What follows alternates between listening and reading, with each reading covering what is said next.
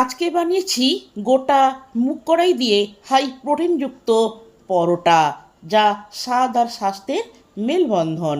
নমস্কার আমার প্রিয় বন্ধুরা, আশা করি আপনারা সকলে ভালো আছেন আর সুস্থ আছেন। বাসন্তী রান্নাঘরে আপনাদের সবাইকে সুস্বাগত। সকালের টিফিন বা বাচ্চার জলখাবারে কি করবেন ভাবছেন? তাহলে মুশকিল আসান, কারণ আজকে আমি বানিয়েছি গোটা মুগ কড়াই দিয়ে পরোটা। যেমন এই পরোটা খেতে নরম ও সুস্বাদু, তেমন প্রোটিনে ভরপুর। এই পরোটা বাচ্চা থেকে বয়স্ক মানুষ সকলেরই মন জয় করে নেবে।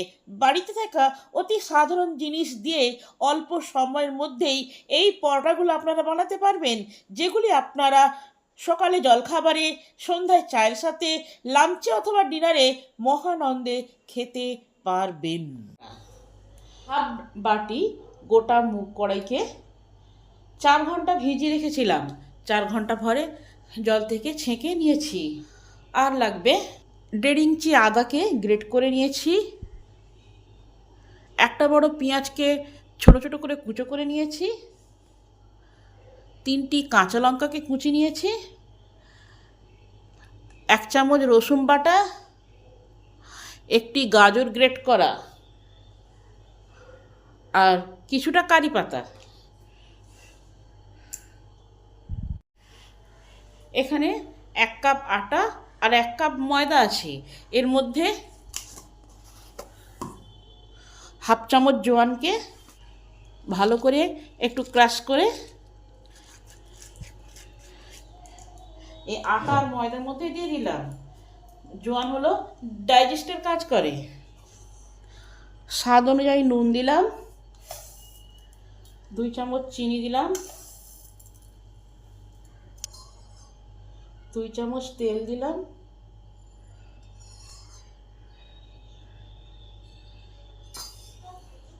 কিছুটা হলুদ দিলাম, হাফ চামচ লঙ্কা গুঁড়ো দিলাম। এবার সমস্ত কিছুকে ভালো করে মিশিয়ে নেব।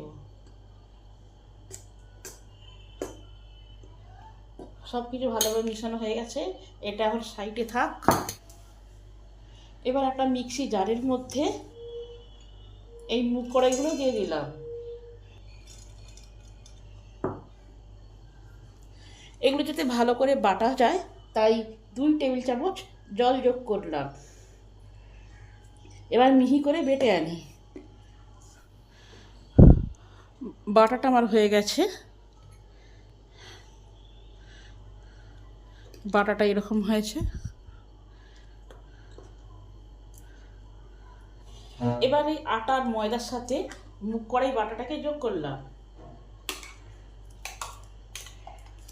এবার এর সাথেই রসুন বাটা, আদা গ্রেট করা, কারি পাতা, কাঁচা লঙ্কা কুচি, পেঁয়াজ কুচি আর গাজর গ্রেট করা সব ভালো করে আটার সাথে মেখে নেব। যদি জল দরকার হয় তাহলে অল্প একটু জল দেব।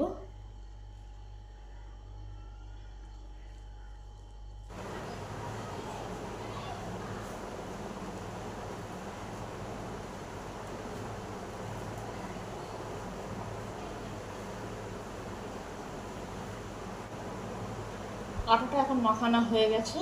এবার এটাকে আধা ঘন্টা রেস্ট দিই, তারপরে মসৃণ করে থেসে নেব। 30 মিনিট পর চাপাটা খুলে দেখি কি অবস্থা। আটাটা খুব সুন্দরভাবে সেট হয়ে গেছে। এবার এটাকে 3 থেকে 4 মিনিট ভালো করে থেসে নিতে হবে। যত মসৃণ করে থাসা হবে পরোটাগুলো তত ভালো হবে। আটাটা আমার মসৃণ করে থাসা হয়ে গেছে। এবার লেচি কেটে ফেলি।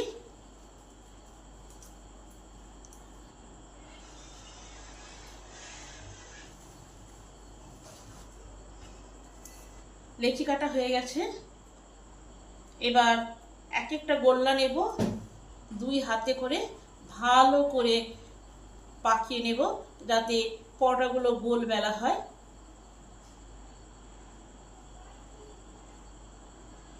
এইভাবে সব গোল্লা পাকিয়ে নেব।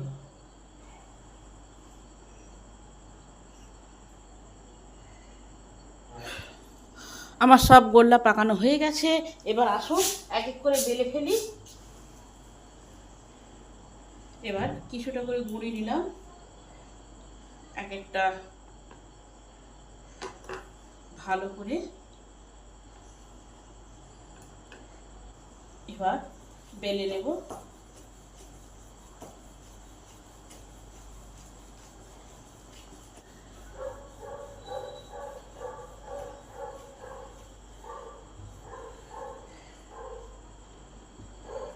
ব্যাস বেলা হয়ে গেছে।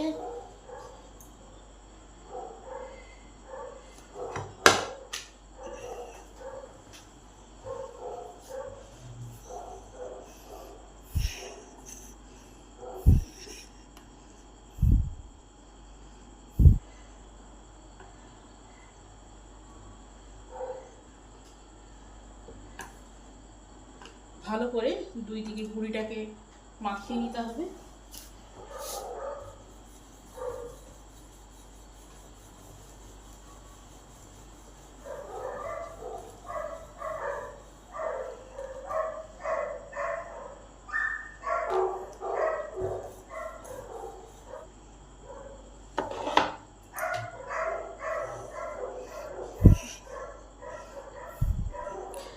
এইভাবে সমস্ত পরোটাগুলো বেলে নেব।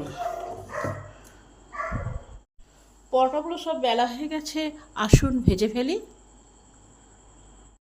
পরোটা ভাজতে গেলে প্রথমে তাওয়াটাকে ভালো করে গরম করে নিতে হবে। তাওয়াটা ভালো করে গরম হয়ে গেছে। এবার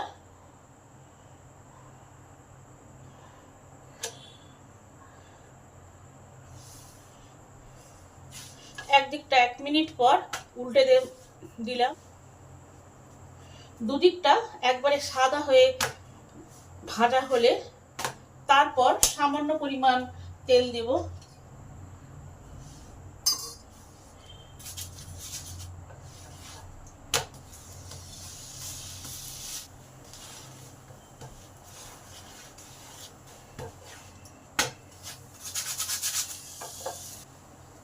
পরোটাগুলো আমার ভালো করে ভাজা হয়ে গেছে, এবার নামিয়ে নেব।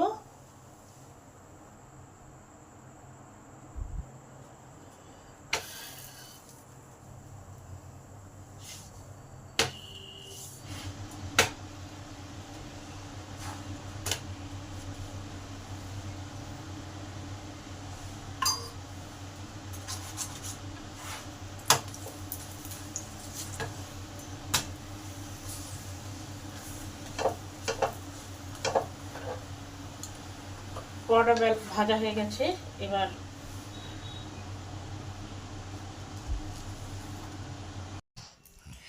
এইভাবে সব পরোটাগুলো এক এক করে ভেজে নেব।